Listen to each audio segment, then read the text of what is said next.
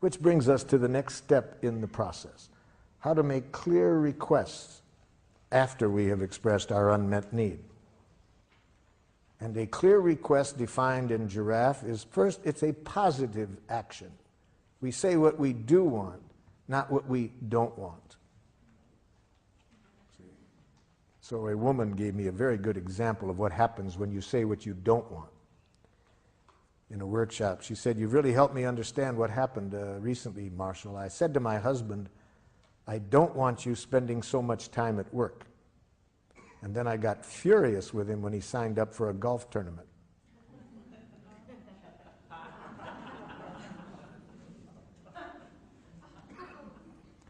A teacher gave me a similar example. She said, "Just yesterday, Marshall, I said to this young boy, please, I don't want you tapping on your book while I'm talking."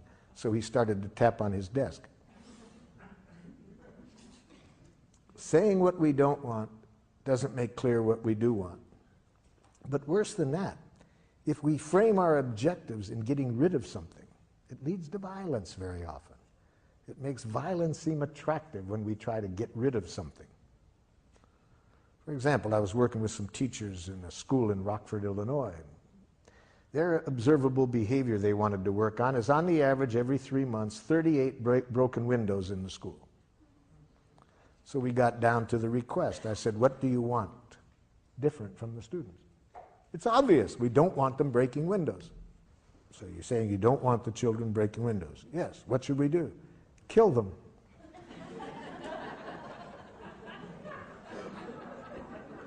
Research has demonstrated dead children break no windows.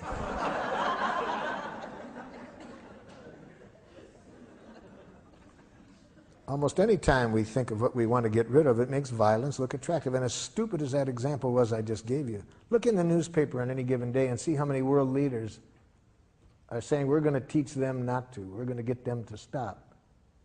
And they think violence is going to... See, it always makes violence seem attractive to...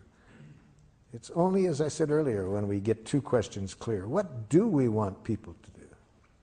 And what do we want their reasons to be for doing it? Then I think we'll see violence never works. Okay, so we want to say what we want to say in the positive. What do we want the other person to do? What do we want them to start doing differently? And second, that it needs to be clear action language. So we can't do what this one wife did with her husband who came to a workshop with him. She said, "I want you to listen to me when I talk." He said, "I do listen." "No, you don't." "Yes, I do." "No, you don't." They told me they'd had this same conversation for 11 years. The problem is with the word listen. See, what does that? We can use the word listen as a need. I have a need to be listened to. But when we move to request, we need to speak action language.